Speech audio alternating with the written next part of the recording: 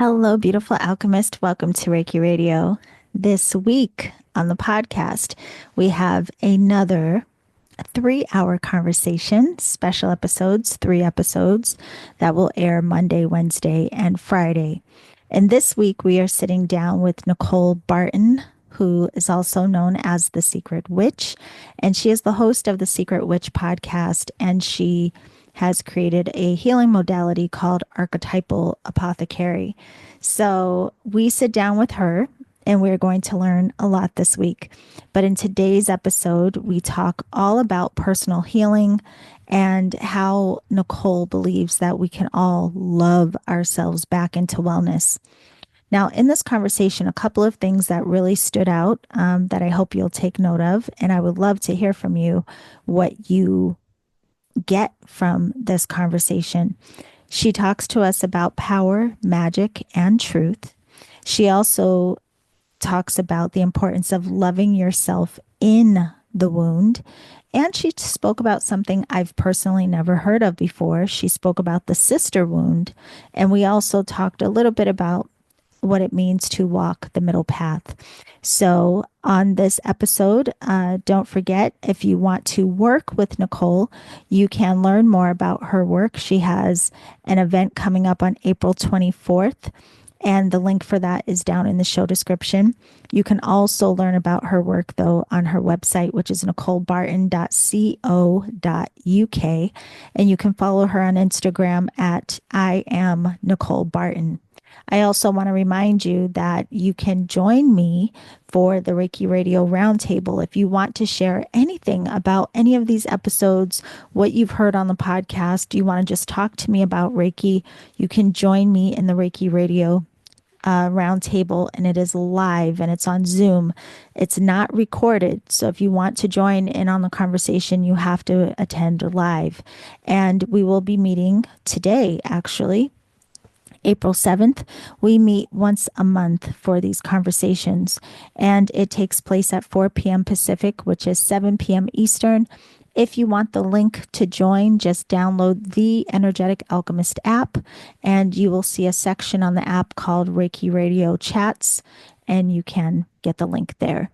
Also, if you are on my newsletter, you will see the link in this month's newsletter, so you can get it there as well. So that is all for now. I cannot wait for you to join me in this conversation with Nicole, and I will see you on the other side. Okay, everyone, we're here again with the beautiful Nicole Barton of The Secret Witch. Nicole, I first want to thank you for taking the time to have this very long, juicy conversation with us here on the podcast. I'm super excited. Yeah. I was like, can I talk for 3 hours? And then I was like, yeah. So I'm so excited that you said yes, because your work is so interesting. And I think it speaks to a lot of people, especially because, well, I know this. You were on the podcast before. So everyone listening, if you missed that episode, I will put the link down in the show description. And I also had the pleasure of being on your podcast. So I'll link that as well. But today or this week, we're going to deep dive into your work. And I'm very excited today to talk about personal healing, the witch wound, and you also mentioned universal laws in relation to our healing. So I want to start with the personal healing piece in terms of I know that your work focuses a lot on loving ourselves back into wellness. So, could you talk about what you experienced personally and how love became like this illumination of being the medicine in a lot of ways? Yeah, I love that question.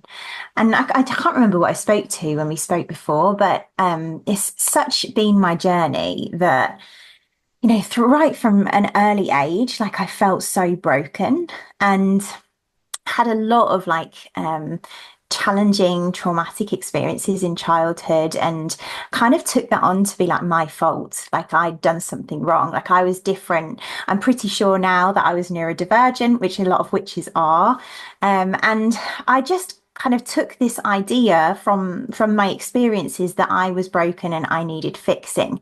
And so I think the secret witch does this. Like, this is one of her things. Like, she learns somewhere along the way that because she's different, because she's witchy, she is different to the world.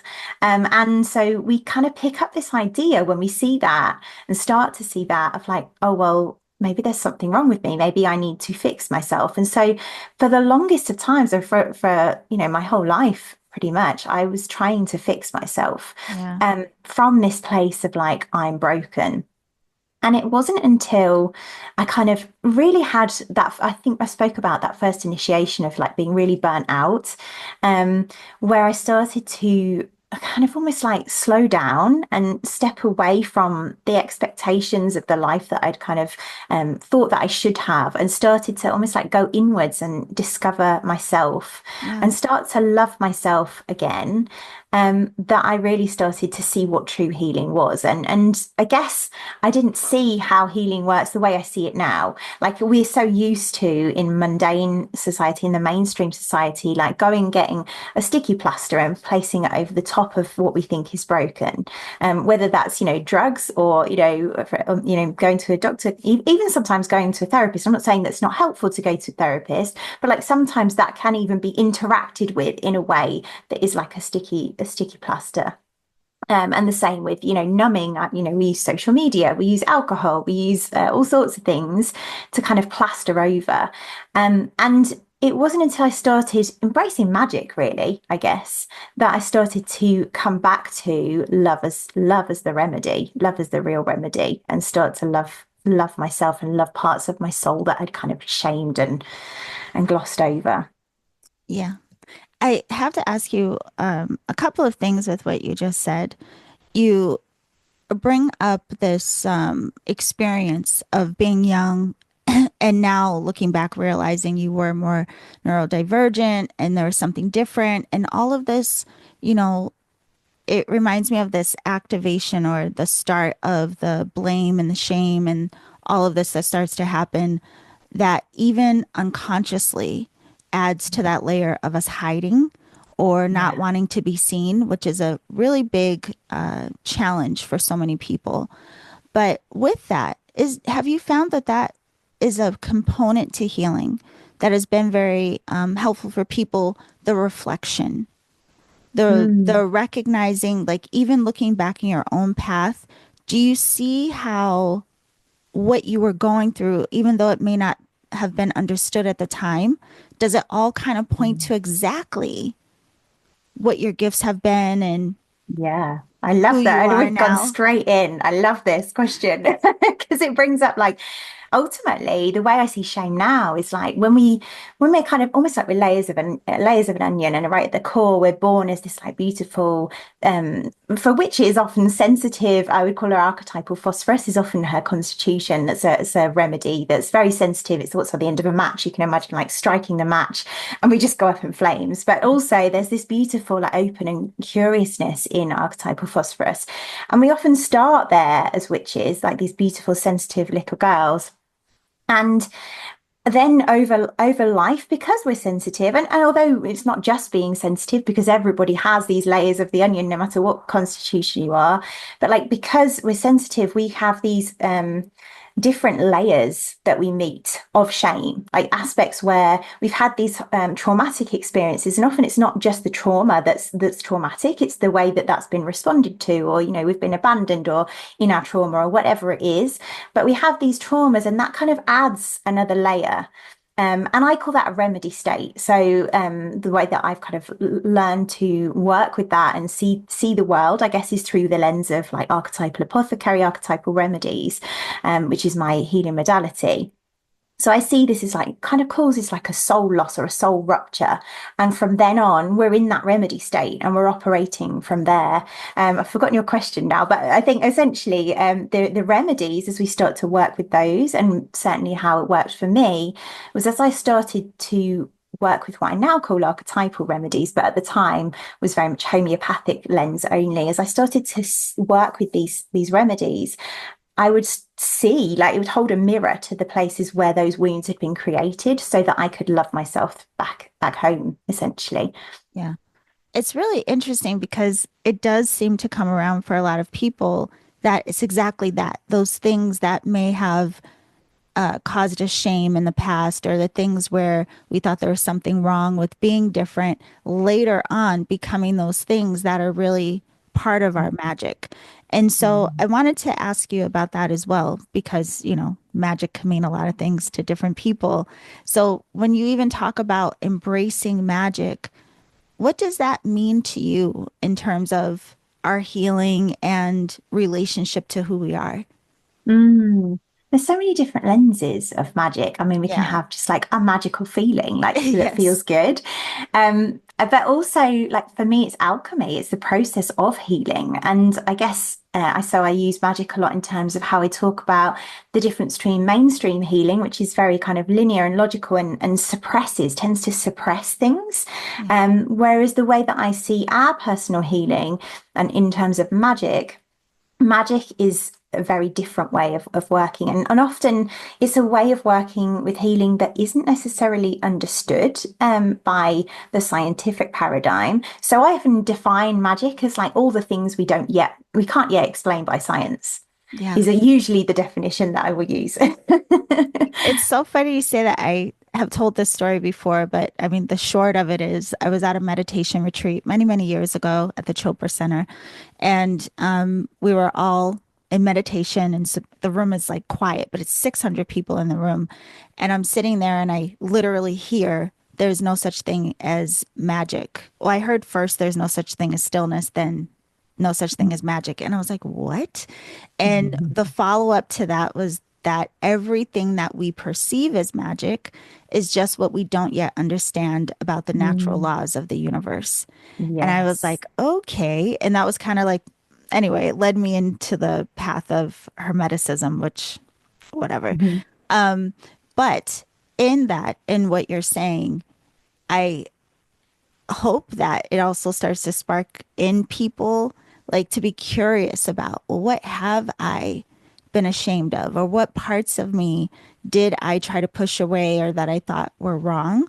Mm, Because it's interesting that a lot of times we don't recognize the way those ideas may be holding us back in so many other areas of life as adults.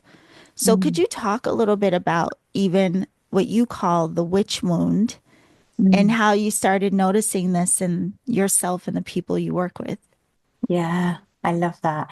Well, it wasn't actually until I gave birth to my daughter that I started to dive into the witch wound. And as I kind of trace it back, I guess I see where it was always at play. And I also believe that our souls kind of chose to come here in this lifetime with this to journey with it. So it's also not like a something that I'm like, oh, well, this is a shame in many ways because it's terrible at the time. But also, I firmly believe that I came here to experience this. Um, but I guess my first awakening to the witch, even though at the time it wasn't conscious, there's kind of a couple of stories that I can speak to here. And I guess personal, I believe that we have to heal ourselves before we become the healer, or to Yeah. become the healer, actually. So my first real experience, I guess, was the episode when I was very young. I think I was 10 when I burned out. Um, and I look back and I see that was kind of the witch wound in many ways because I was kind of suppressing myself. Like I wasn't being who I really was. I'd learned somewhere to fit into the world, to so that I wasn't judged, so that I was approved of, so that I was loved. Basically, at that very early age, it was like, oh, if I do this differently, if I'm me and I'm sensitive and I'm emotional and all of these things, like that's not okay, and we're going to lose love. So I suppressed myself, and there's a quote, and I can never remember it, by a famous homeopath, James Tyler Kent. He talks about how our soul, every cell has our soul in it, and essentially that to me means like because my body was expressing exhaustion and burnout, and I literally couldn't walk. There was some disconnect from my soul and my truth. So I think that's kind of where it first showed up from a very early kind of personal healing place. And luckily, at the time, my mum actually took me to a load of witchy healers, and I had a year off school and was like, kind of immersed into the world of the witch without really knowing it.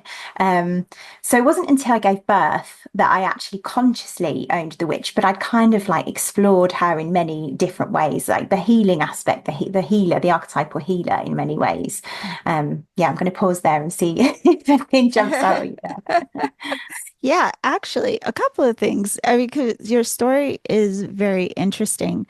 But even as you're saying this, one of the things that's coming up in the background is this soul level expression that you were either recognizing at the time or that you recognize now in hindsight. Did you or do you connect any of this to a lot of people talk about having these experiences as healers or witches or whatever titles in past lives, and there being a lot of wounding that may have happened before that is carried over till now, and then they start recognizing what they're still healing that has been a theme woven through. Is Mm. that something that has come up for you? Like, do you have any resonance with, I've done this before another time? Or is all of this from this incarnation Mm. in the way that you feel It's it? Yeah, it's an interesting one actually, because I don't think I've necessarily contemplated that with that degree of consciousness before. Um, I would say, let me feel into that. Because I love that. I love it. It feels like a really juicy question. I definitely feel there's ancestral pieces Yeah. that have come through in terms of like living this before. I would say yes, because I've always had this kind of sense of like flashbacks maybe to earlier Yeah. times. And particularly actually when I gave birth, one of the things that came up that kind of initiated me into like really embracing the witch was like feeling really powerless and having a terrible traumatic birth experience and like realizing, oh, I'm here to reclaim my power. And that is part of the witch. But also, I got really ill and had Bell's palsy, which basically the right hand side of my face was completely paralyzed. And so there's quite a lot of synchronicity with that, in that um, what happened was, although Bell's palsy typically heals, instead of healing, mine developed in what's called synkinesis, which is where parts of your face start to move together. So this part of my face and this part of my face, if I raise my eyebrows, my mouth would curl. And the really weird point of this story was that as I was, and the doctor said I would never heal this, by the way, which as you can see has has been Wow. healed. Um, so that was another part of my witchy initiation, was healing that for myself. But the weird synchronicity of that was that I looked up at the time because I had this nudge when I was working with my remedies. I was like, which remedy is this? And there was one particular remedy, and I can't remember what it was now. It might well have been causticum, which is about injustice. So there's that very kind of like witch burned at the stake theme in that Yeah. remedy. And that particular remedy had this symptom of the mouth turning up, but it also linked to in being hung, because apparently when we're hung, sometimes we can get, I can't remember if they call it joker face or something like that, where our mouth will kind of turn up at the sides. And that's like, I don't know why it is, but there's some reason why when we were hung, we had this symptom. And I was like, oh, that's really interesting. Like, it's like I've been here before, and now I'm manifesting this expression here now, Right. as I'm being initiated and awakened to the witch more consciously. Wow. Yeah, no, that's really interesting. I'm glad I asked you because a lot of people do recognize like something feels familiar, something Mm, feels, or even question like, why do certain aspects of this path feel so pulling to me? Like, why do I feel drawn to this kind of work? Why do certain just elements of my life now, again, feel very familiar, even if I've not had the experience in this time? So I was mm, curious about that. But I like that you bring up the ancestral piece too, because that's mm, another big thing. Did any of this like sparking you this curiosity to ask about your lineage or explore your yeah. lineage in any way?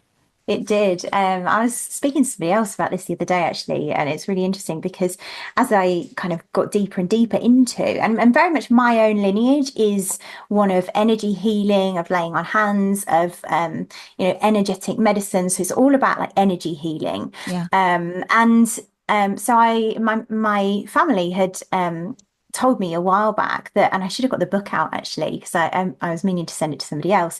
But there's this book that we have that's been passed down, and it's a book about these people called the peculiar people, and they essentially were energy healers who were outcast because they were putting their trust in faith healing and energy healing over a kind of mainstream medicine. And that's kind of in my lineage as well. But I'm also a big believer, and I think science, this is an area where science is just beginning to catch up with kind of Yes. the universal laws that we've had. In homeopathy, we call them miasms, like the kind of ancestral wounds that we carry, and we come here, our soul comes here to heal. Kind of essentially was like the explanation of epigenetics before science had the explanation of epigenetics, and how our DNA changes, as we pass down.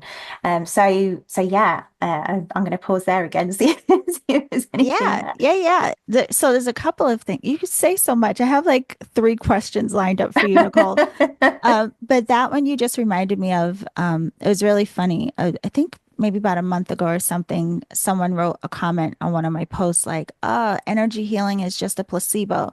And I didn't respond, but in my mind, I was like, and what if it was? I mean, I know that it's Mm. not because of what I've Mhm. experienced, but I was like, but even if it was effective, great. Mm. However, there's this thing that I think is interesting that once science does embrace more of the spiritual lens of things, we will, I think, progress quicker in the realm of science where there's less rigidity and more curiosity about these things that can't yet be.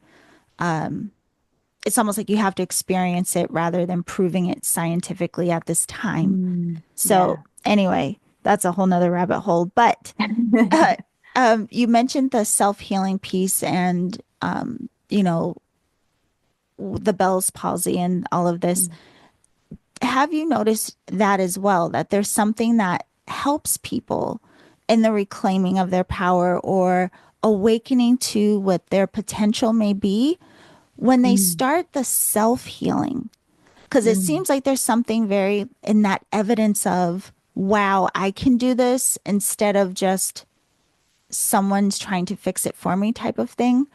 Yeah. What do you think that does, or what did it do for you, the evidence of like, I have a hand in this? Mm. It was transformational, really, because I think having had the experiences that I had in early childhood, where, my father had left when I was 4, and on the same day that I started school, the same week that we were supposed to collect my adopted sister who never came. And so I'd learned that I just didn't have any say, like any control. Like I was just hopeless. And so for a long time, and I think partly this is how the witch came in to awaken me, was this sense in birth again of like being totally powerless.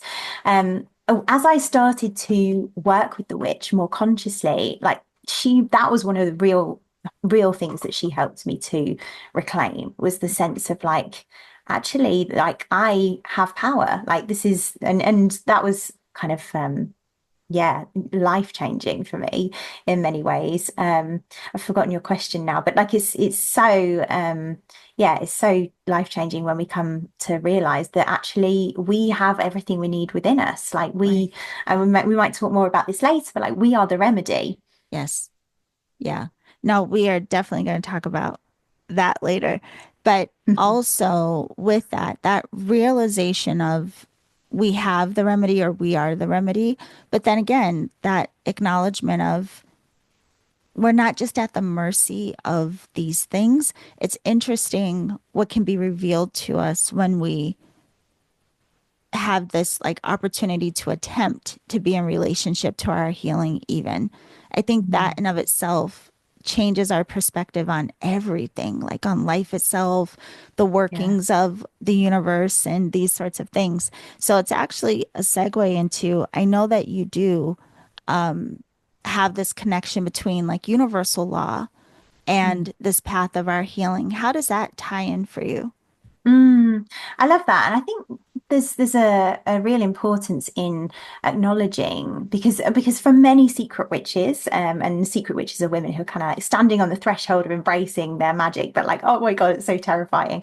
Um, like for many of us, we one of the things we do doubt is like, well, is magic real? Like you said about the placebo piece, and it's Right. like, well, yeah, I agree with you. Like, well, so what if it is? Like at the Yeah. end of the day, like, it still works. Right. But the thing that I started to realize, and this very much kind of came about as I had kind of created my modality and started to look back and be like, oh, hang on, this isn't just my point of view.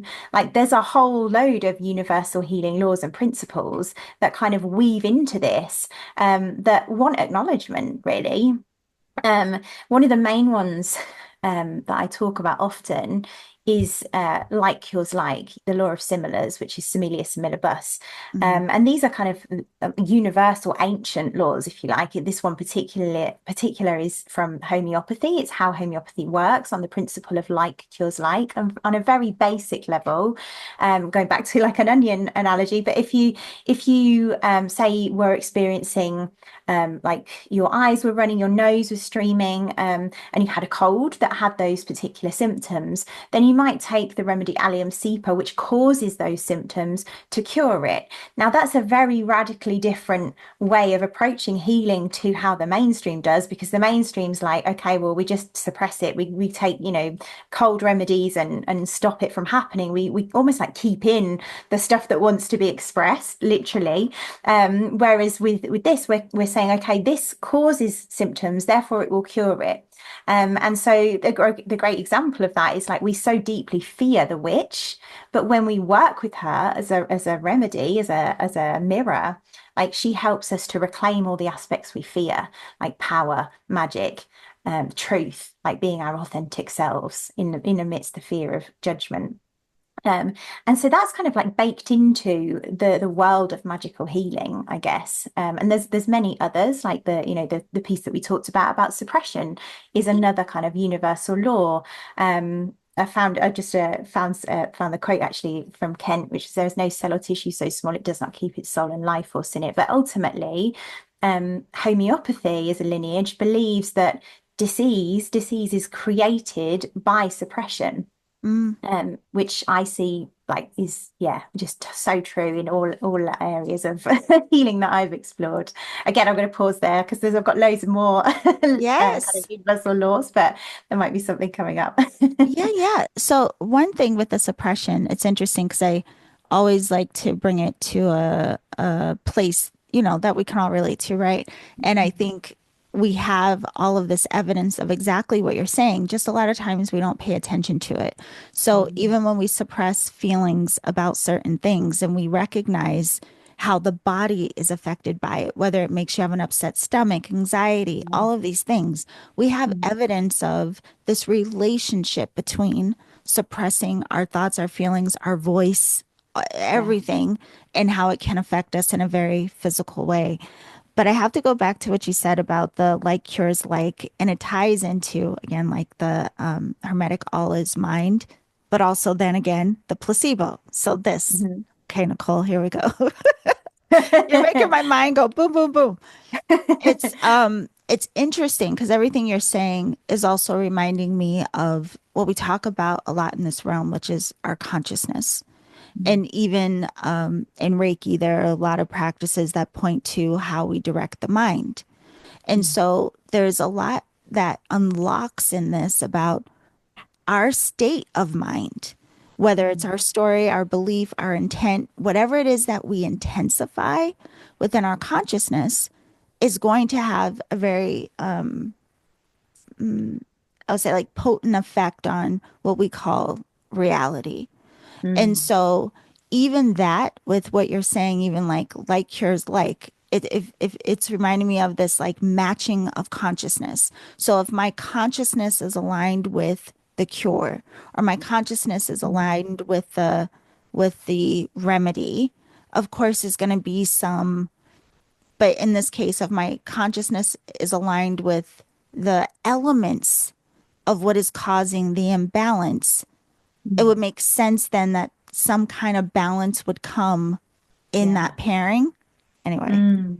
big Yeah, I rabbit love hole you're that. giving me, but I love it's it. all coming together. However, back to what you just said a second ago, though, you really keep highlighting how there's this connection between the witches and the healers. And I grew up Mm, in Massachusetts, so spent quite a time in mm. Salem, Yeah, going to wow. the witch museum and all these kinds of things. But anyway, it always was interesting to me to hear the stories about how literally the witches were just healers. And a Yeah, lot of times they were killed because people were afraid of them because they could cure things. And yeah. like, if you just think about how wild that is, that you Mm, would be considered something's wrong with you because you were able to cure things with nature, with herbs, with whatever, all these mm, natural remedies. It's a really wild thing to think. Like, yeah. that was the reason you they seemed like something Mm, was wrong with them. But I wanted to ask you about that. So this connection between witch and healer, because a lot of people still hear witch and think of something like, I don't know, from like a spooky movie or, mm, like mm. Hansel and Gretel. I don't know. Yeah, no, I love that. And that's why, in many ways, just on the like as like principle, the witch is a remedy. She's a remedy for the world because we all, well, I don't fear her anymore, but I mean, Yeah. sometimes she's intense, but like for the world, the witch is terrifying. Yeah. And for the longest time, I wouldn't tell people I was a witch. But but now I'm just like people. If I had a mum at school the other day going, well, what is it you do? And I was like, I'm a witch. She was just like, oh, okay. And it was like, yeah, it was brilliant. But yeah, no, so yeah, the witch really is a symbol. She's a mirror, she's a remedy for the world who has been taught to fear witches, been taught to fear their power, their magic, our truth, particularly, and particularly as our difference, our sensitivity, our emotions, like all of these things, the witch is a symbol of. And as people start to hold up that mirror and see, okay, well, actually, all of those things that we fear also they have a shadow, but they also have a gold. Hmm. And of course, it requires us, some education in terms of like that piece for the mainstream, probably around like, well, actually, there's these positives of the witch, like she's authentic, she's Yes. magical, she has power, she can create because she's not just a healer, she's a creatrix. Like there's so much contained within her that. And to take it back, I guess, to my own personal journey, like I was in the witch wound. Like I didn't see I had power. I didn't see that I had magic. And I certainly wasn't going to be my truth because that was terrifying. Like I was going to be judged for that. But as Yeah. I started to use the witch as a remedy for myself and look, oh, she's a symbol of power, magic, and truth. Like where am I not fully embracing those gifts of hers because I'm resonating with her? I mean, I've literally just been on a ceremony and called in my archetype, and witch has come in very strongly, so strongly to the point where I've declared I'm a witch and been like, oh, I think it's witch. And then my house set on fire to confirm, like, yes, you are a witch. I was like, but where am I not embracing those things? Where do I fear my power? Where do I fear my magic? Where do I fear being my truth? Yeah. And it was just starting to spot those patterns that helped me. And I also believe, I know I'm kind of going off on a tangent, but I also believe that the witch is the one who knows how to work with the remedies that I'm talking about. So yes, she's a remedy herself, and she's kind of like almost like the part that opens the door to self-healing. But she also has what I call like an inner apothecary Yeah. of different remedies that she learns how to work with to access other lost parts of herself, not just the witch. Hmm. But all of the things and the power magic truth and all of those things that she encompasses. Yeah. No, that is incredible. And with you saying this, I have to ask you this as well. Because let's say there's so many of us. I mean, who doesn't on this planet really have some kind of wound or have, Mm, something that may have taken us out of our power, taking us out of our authenticity? Going back to what you said before, even just at the base level of trying to be accepted and to fit in and not mm, feel separate from. right? Yeah. And so we all develop these different masks and these different identities that often feel so uncomfortable because they're not authentic to us. Mm. So I wanted to ask you about, the people that work with you, even if they don't necessarily want to go into the line of Hmm. like healing work, or they don't want to like hang up the sign like, hey, come to me, I'm a witch and I have the remedy for you. What are the other reasons that this is so powerful just for, say, someone who's an attorney or a teacher, or Yeah. why does this still feel so necessary to do as work? I love that question.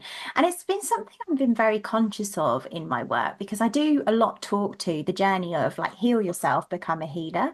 Hmm. Because inevitably, though, those are kind of the phases for women who are here to be healers.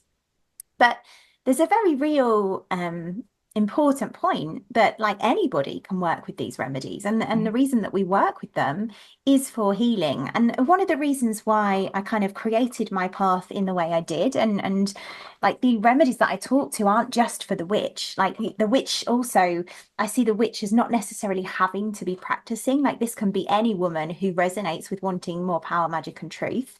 But this like, I've forgotten where I was going with this now, but there's a the apothecary is for anyone in Yeah. essence. Like the apothecary, we all have within us the power to heal ourselves.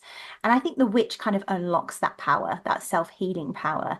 Um, yeah, so whatever it is that we experience, there's a remedy for. And that's what I was going to say. So the reason why I created my path in the way that I did was not only because, I kind of just got led there in the way that I had journeyed, because the lens that I look at things through is through archetypal remedies. And that's kind of something that I've kind of birthed. It's a combination of three ancient wisdom bodies: homeopathy, energy healing, and archetypal psychology. And when I started to look at the kind of like, I was just working with archetypal psychology and I was like, there's something missing. And the lens of homeopathy offered a very physical map for the archetypes that I'd been working with that the archetypal lens didn't have. So homeopathy, when we start to work with remedies, not just as pills in the traditional sense of homeopathy, because that's how traditional homeopathy is operated with, but like when we start to work with them archetypally and learn how to channel them ourselves, we're able to work with those remedies for physical healing, not just mental, emotional. And though there's kind of laws of cure, which says we work inner to outer. So we're often working on a mental, emotional level first, that manifests in a physical cure, but they're all there to create physical healing. I know that Yeah. was a very long way of answering that question. No, I love it. And, having this conversation with you, Nicole, it's actually something in the background feels very exciting in that these conversations are becoming more normalized. And there are Mm, more people who are waking up to this inner curiosity, this inner knowing. And yeah, I'm just thinking as you're saying what you're saying, thank goodness there are people like you that are doing this work to hold this space, to help people remember, to help people reclaim, and even yeah, those three words you said, power, magic, and truth. I was like, oh, wow. Like, yeah, of course, that would be incredible for any of us to reconnect to in mm, this lifetime, to reclaim our power, our magic, and our truth. Like, what? yeah, Yes. yeah, Yes. exactly. Just It's like not just the how life witch. changing. Yes, yes. And that's why I'm so glad we're having this conversation, because again, it's very easy for us, and we have a tendency of like hearing certain words and just making Yeah, assumptions around what it yes, means, or that has nothing to do with me. But underneath it all, what you're really pointing to is this has to do with all of us, quite yeah, frankly. yeah, And it may look exactly. very different for all of us. So I Mm, have to go back to this before, we finish this first hour, because it is all woven throughout your work. Again, this idea of love. So kind of circling back to where we began. A lot of our wounds are, again, things that we may be ashamed of, we deny, we hide from, suppress, all of the things that you mm, mentioned. But what did you notice? Like, what starts happening when you can look at whatever it may be and Mm. soften enough to love it?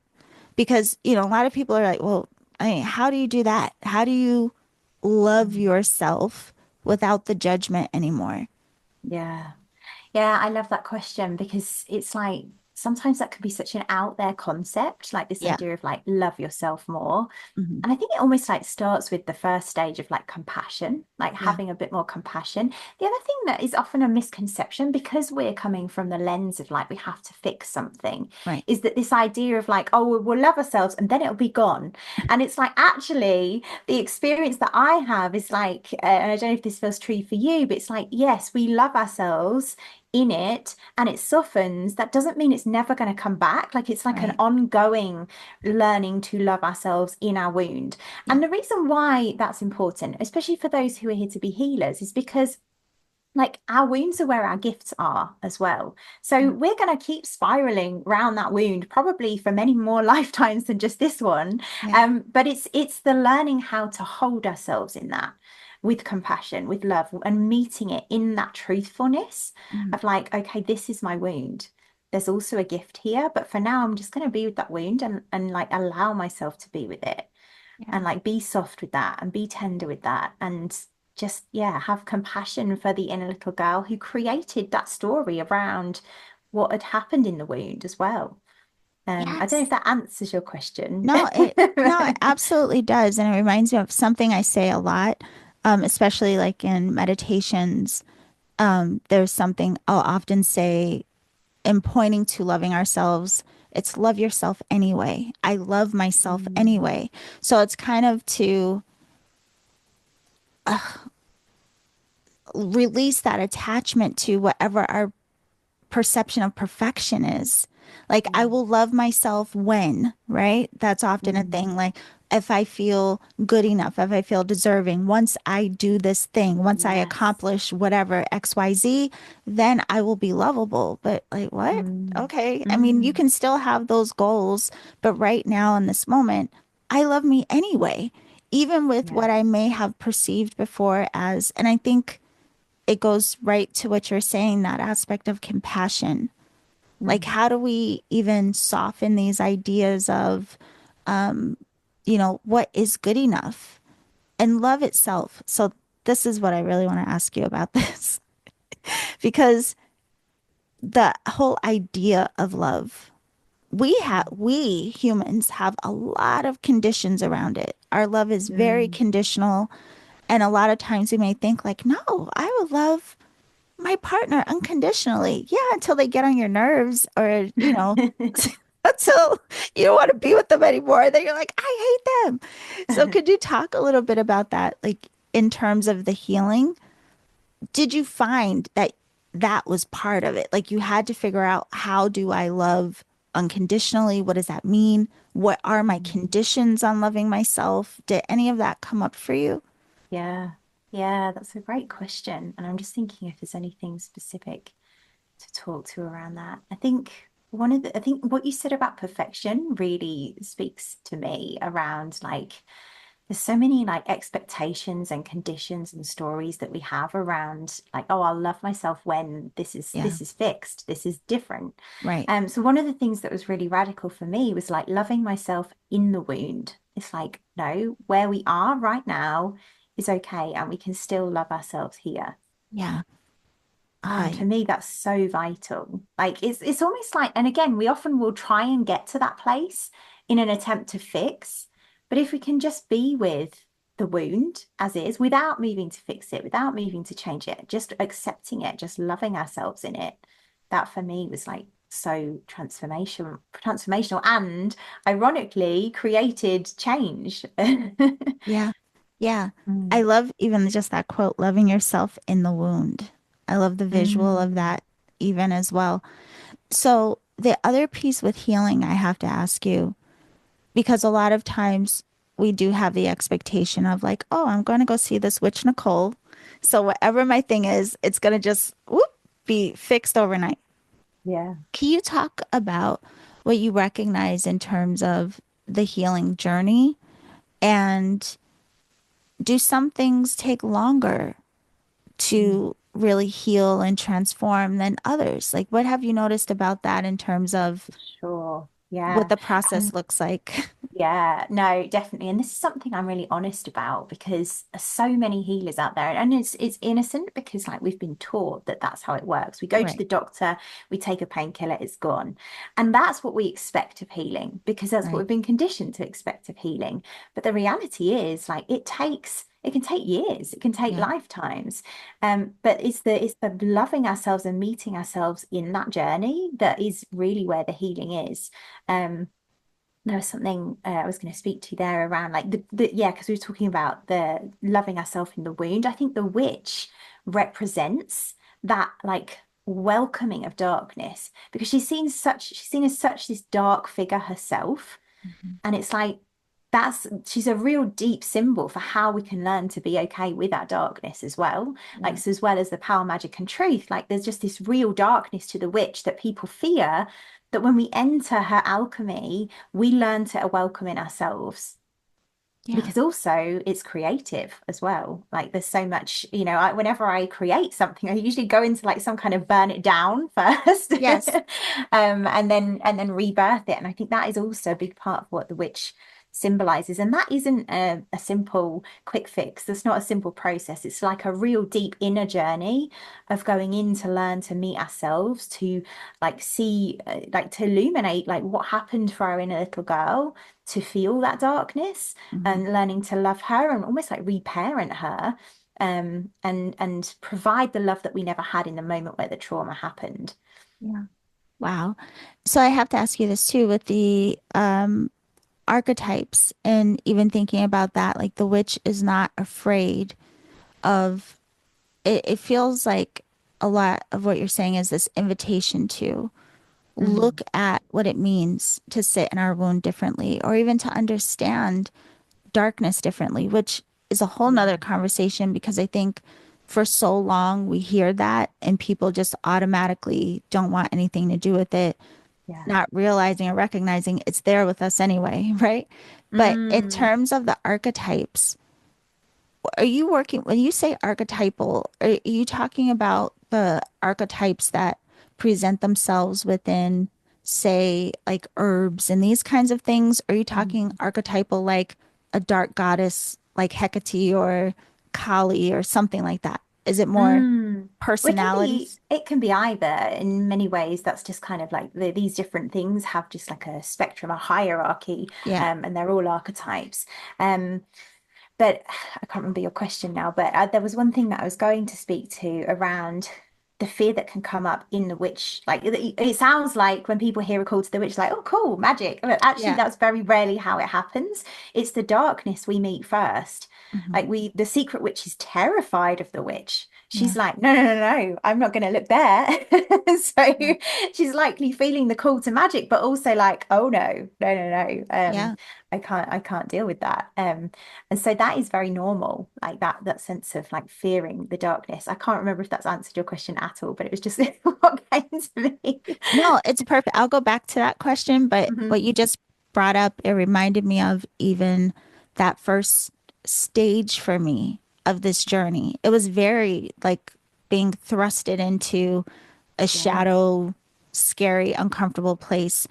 And looking back, I think about this often of I don't know that I could have felt so empowered or Mm. really owning and being curious about who I am and my own, like the true soul level desires and all of these things, Mm. I don't know that I would have seen them so clearly or embraced them or be Yeah. willing to embrace it as I keep going, right? Had I not shown myself that I could have gone through that very dark piece and Mm. make it out okay on the other side. And not just make it out on the other side, but there were so many teachings in that space. There were Yes. so I many love that. beautiful Mm. lessons in that space. Yeah. And so I'm just curious about that too. Like with your own personal healing cycles, do you often see hindsight, what may have seemed so dark at the time? You're like, ah, Yes. I see how that changed me.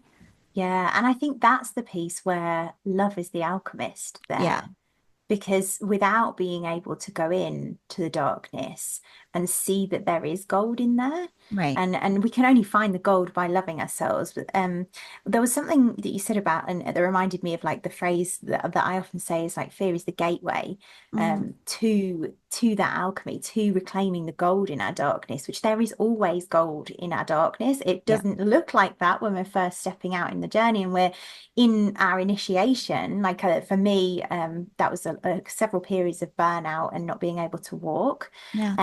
But it really, like when I look back, I see, oh, like that was another initiation. And I often call those moments like material for our liberation.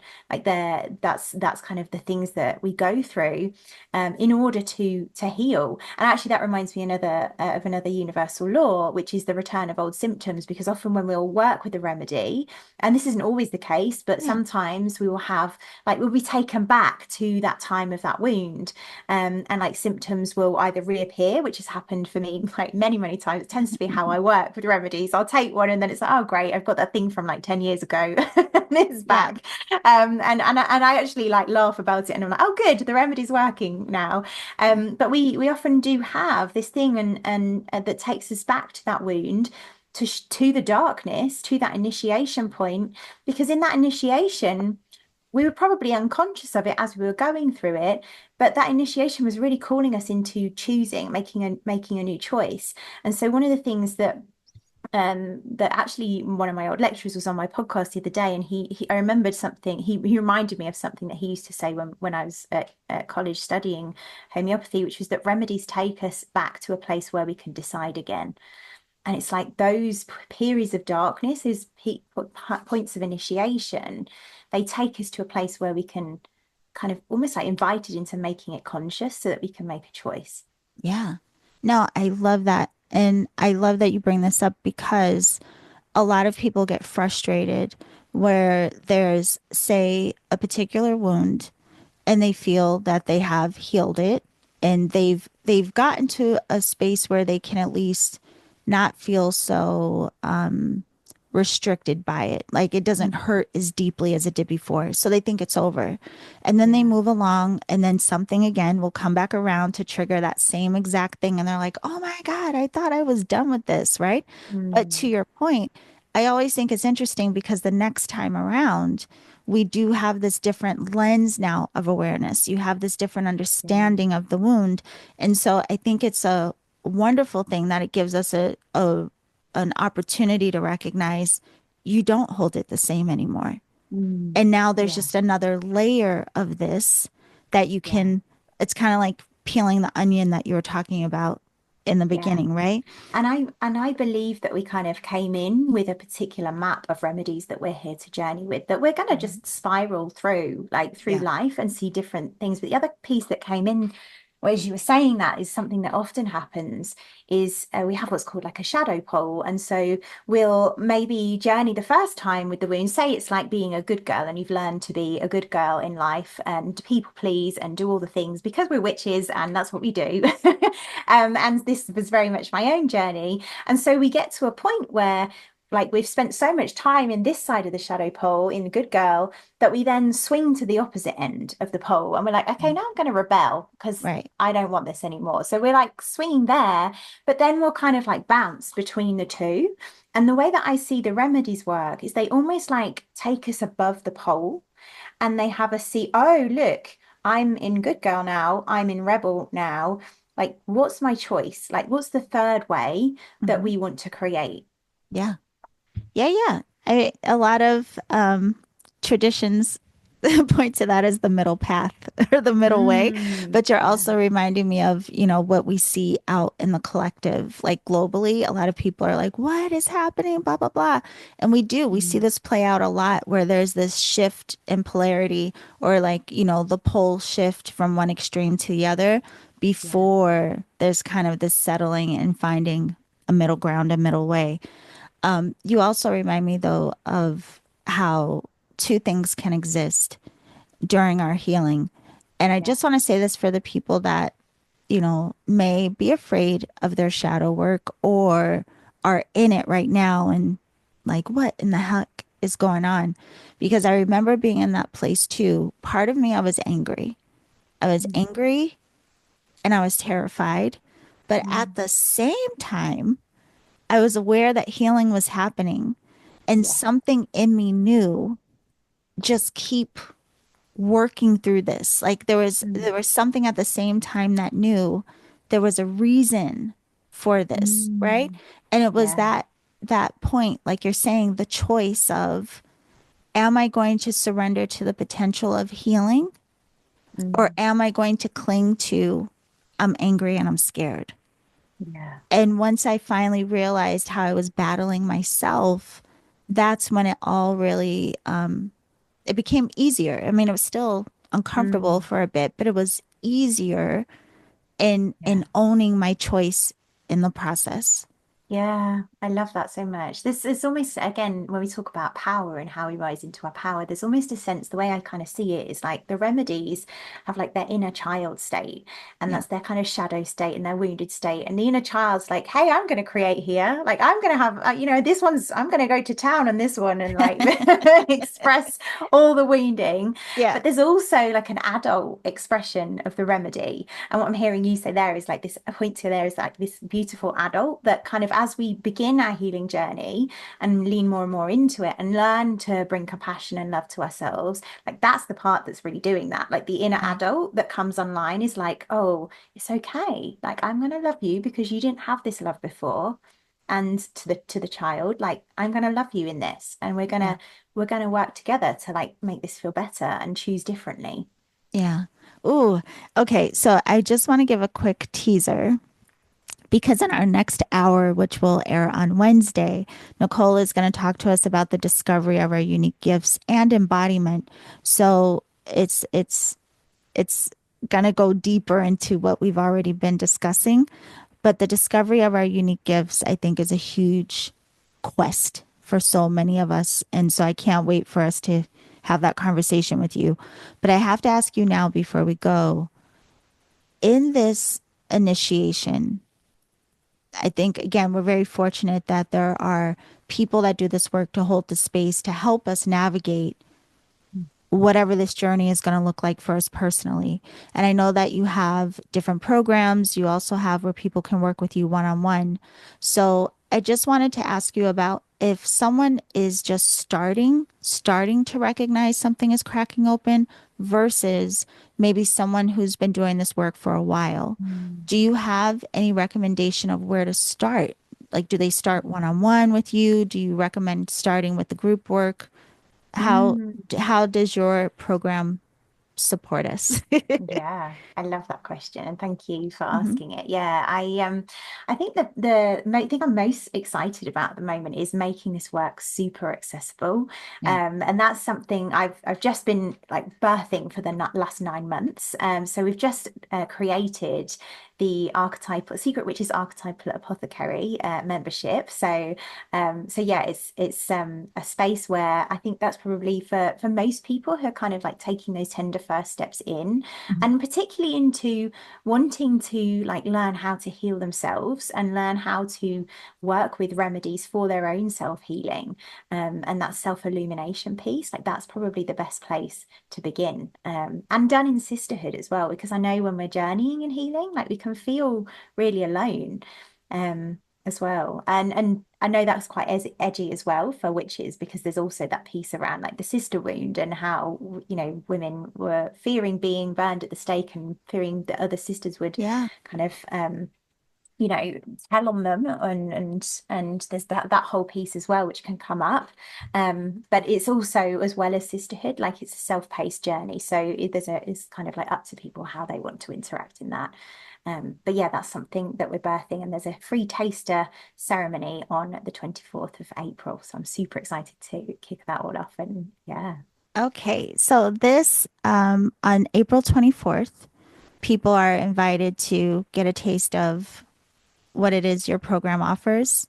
Yeah. Yeah, Yeah. so Okay. it'll be a taster ceremony, a healing ceremony with the witch, for for people to get a taster of what it is to be in the work of the witch and her remedies. Ooh, okay. So, of course, your ways to connect with you will be down in the show description. But for everyone now, you can go to Nicole's website, nicolebarton.co.uk. And you can also follow her on Instagram at I am Nicole Barton. But the links to everything is down in the show description. I also want to mention again that Nicole has an incredible podcast called The Secret Witch Podcast. And I'll put the links for that down in the show description as well. But I also, you're not going to leave us hanging on this one. I mean, you brought up a very interesting topic at the end here of the sister wound, which I'm Mm, very curious about. So we're going to yeah, start our second conversation talking about that and then dive into the discovery of your unique gifts. So thank you for gorgeous. this first hour, Nicole, and we'll see you all on Wednesday. My pleasure.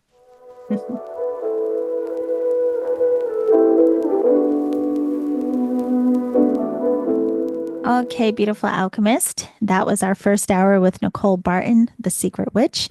Don't forget that you can learn more about Nicole and her work at nicolebarton.co.uk and follow her on Instagram at I am Nicole Barton.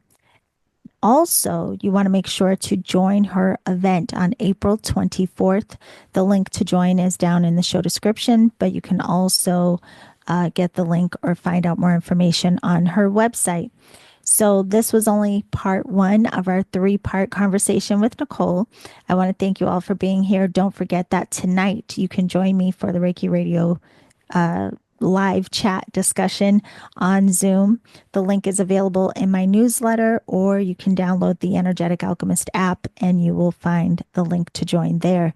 And if you want to learn more about me and my work, of course, go to theenergeticalchemist.com or follow me on Instagram at Reiki Radio. So I will see you all on Wednesday. And on Wednesday, we will pick back up some more discussion around the sister wound because I had a lot of questions about that. But she'll also talk to us about using our own voice and embodiment and so much more. So I will see you very soon, my loves. Thank you for being here. And remember to always journey in love.